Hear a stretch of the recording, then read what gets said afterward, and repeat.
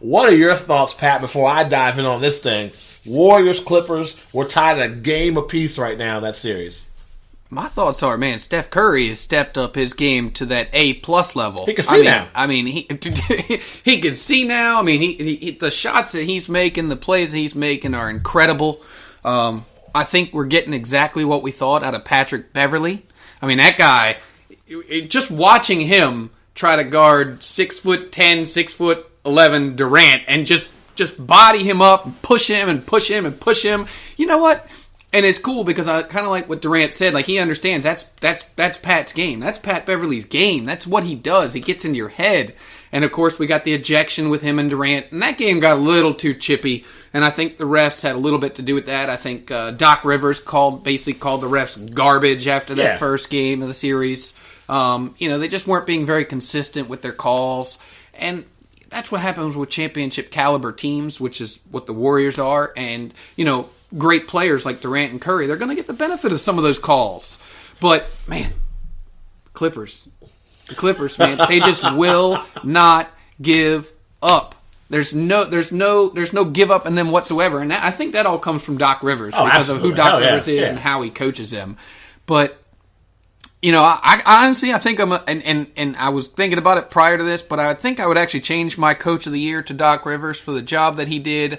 Tobias Harris gone, traded away. I mean, you just look at that team and you don't look at that team like, oh, this is a nice playoff caliber roster. But, I mean, they stepped up. They played well. They held their own against the Warriors, which everybody basically called a sweep in the very beginning. I did. I mean, I'm pretty sure I called one game, but I called sweep. Right.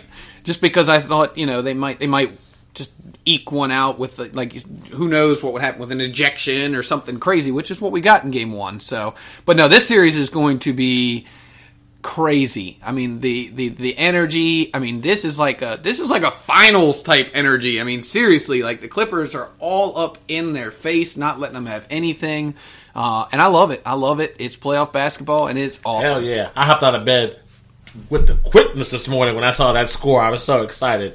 I mean, game one, you just got. The Warriors came out so strong. I mean, 36 points in the first quarter of game one, 33 points in the second quarter of game one. When you get punched in the face like that so quick in the first two quarters, as the Clippers, you're already back on your heels. You add in, like we said, Steph Curry with the 8 threes. He also, by the way, broke the record. He now has the most threes in playoff history. Steph Curry, so congratulations to him for that.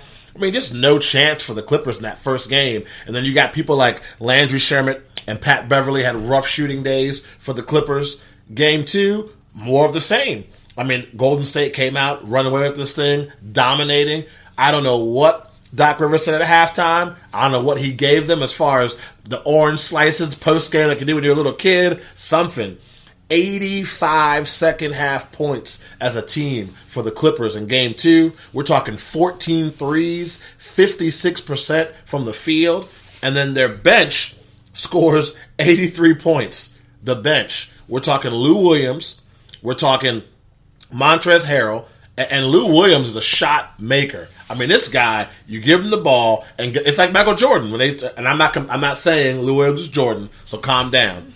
I'm saying the way that you approach it is Jordan. And what I mean by that is what you're saying. Give him the ball and get the hell out the way. Whether it's a runner, step back, drive, this man will get his shot off, and he will get buckets. Oh, man. 100%. I think the guy that and I talked about him earlier in the season, and I think we both talked about him, but Montrezl Harrell, man, boss. This guy, he's a boss. This guy is a junkyard dog out there. Like, seriously, 25 points, 5 rebounds in the first game, and in the second game, 25 points and 10 rebounds. I mean, he is out there just balling.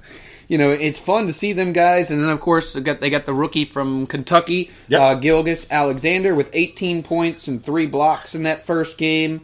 So, I mean, like I said, they don't have an all-star roster, but the team that they put together with the way that they're coached, it really does work. And I'm telling you right now, man, the Warriors, it's not just going to be a walk in the park for this series. I think it might sound corny, but everybody that plays for the Clippers knows their role. They know their skill set, and they do it to the best of their ability. Patrick Beverley, you're going to dig in people on defense. You're going to hit an occasional jumper, some threes, get some points. We know that Lou Williams and Montrezl Harrell are going to come off the bench. They're going to be our energizers. We know that Ganali is going to come off the bench.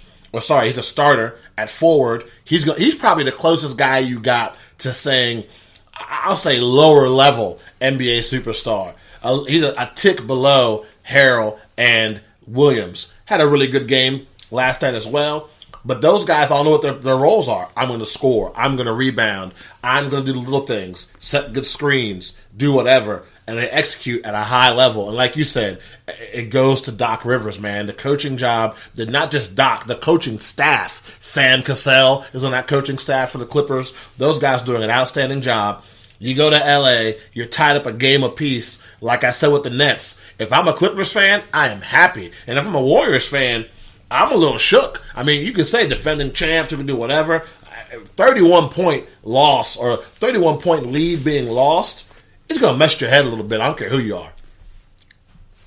I'll just two numbers I want to give you out. One is 73 points. That's what Golden State scored in the first half. Two, the Clippers, 85 points. That's what they scored in the second half.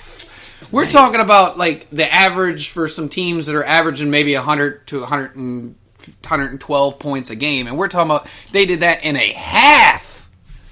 Insane. It's awesome. It was awesome. And I watched it this morning. Maybe not quite the same intensity as everybody had last night, but I watched it, damn it, and I enjoyed it. And I got my Warriors hater card out, shined up nice and bright. I'm gonna carry it around today with some pride, and I cannot wait for Game 3. I'm super excited about that.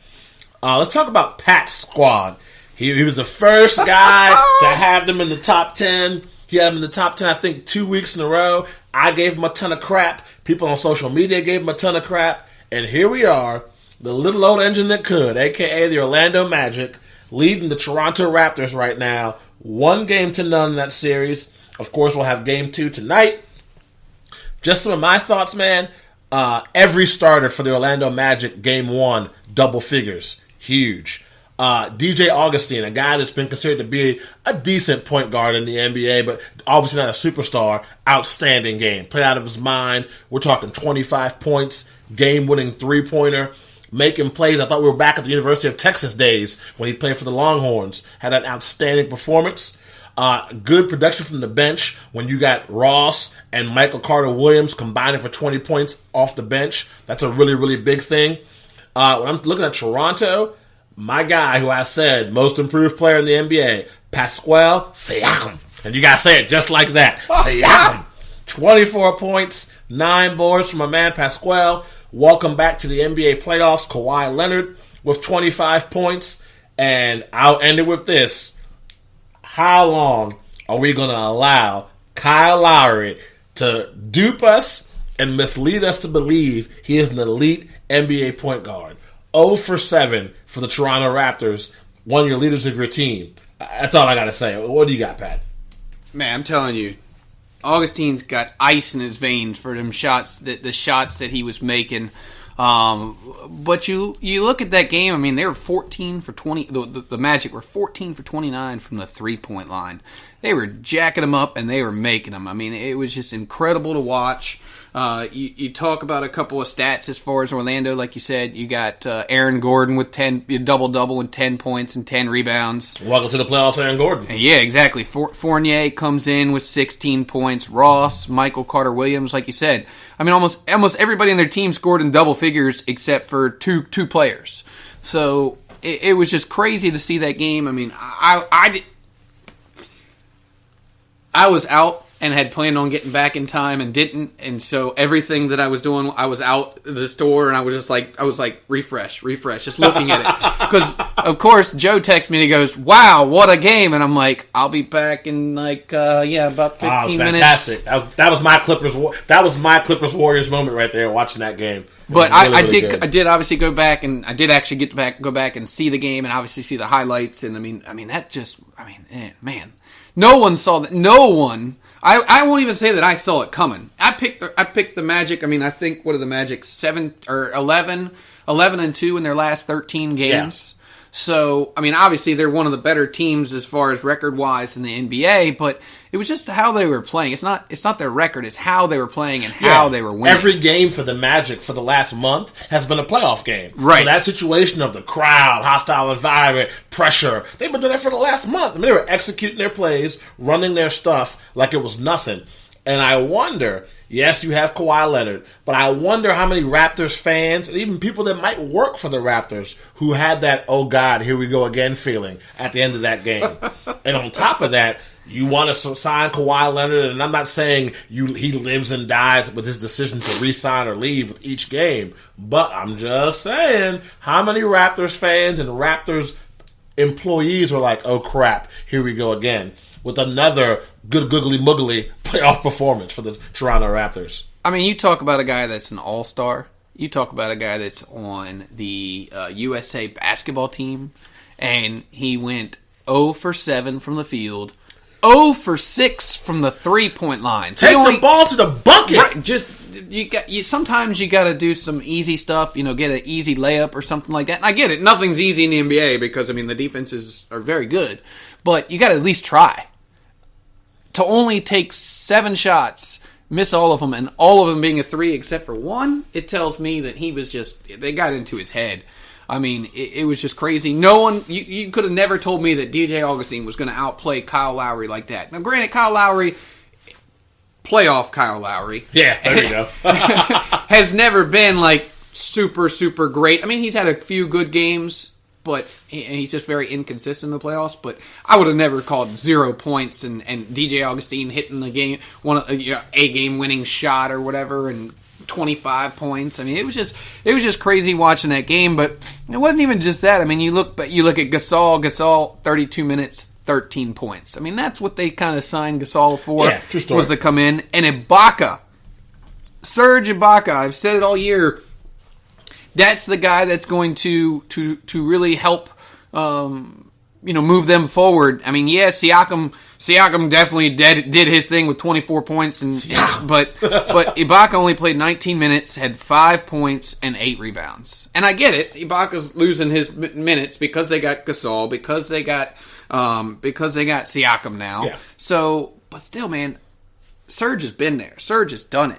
And he's also got lots of playoff experience. That's what I mean. Played in the finals for OKC, all those battles in the Western Conference. He ain't no playoff rookie at all. So you got to, I think, to me, and I don't know, maybe there's something wrong with him. I don't know. Maybe they're just like I said, they like Siakam enough that they're fine with it. And he did score some points, and he picked up 9 rebounds and 4 assists as well. Yeah, but I mean that series, Siakam played his balls off on that game. He played great. I can't wait. I think Game 2 is tonight, so I can't wait to see if Toronto's going to tie the series up, just like every other series that we've had 2 games is tied up right now, 1-1.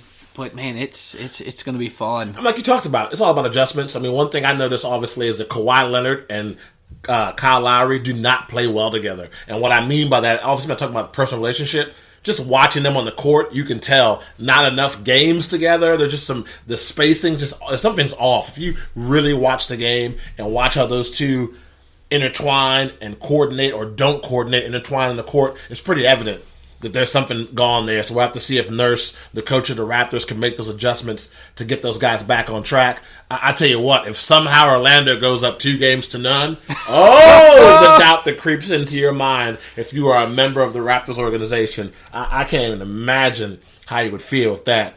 Let's go ahead and bounce back to the Western Conference, talk a little bit about the Houston Rockets and Utah Jazz. The Houston Rockets right now lead that series 1-0. A lot of what I expected. The Utah Jazz tried this unique defensive tactic. I'm using the word unique in air quotes against James Harden, trying to force him to his left. The Bears faced every kind of defensive strategy you could think of. Pretty much no effect. 29 points, 10 assists later, the Rockets win. All 5 starters in double figures again for the Houston Rockets. My take on the Utah Jazz, definitely some rough shooting. I mean, they were 7 for 27 from 3-point range. 18 turnovers for the Utah Jazz. You're not going to win a basketball game with 18 turnovers. Ask the Washington Wizards. Donovan Mitchell had no assists and 5 turnovers. Yeah, he had double digits in scoring, but again, if you're Utah, you can't win that way. When you're playing up against a scoring machine like James Harden, you got guys like PJ Tucker, Chris Paul, Clint Capella, who fought through sickness to play in that game and have an effect. You just got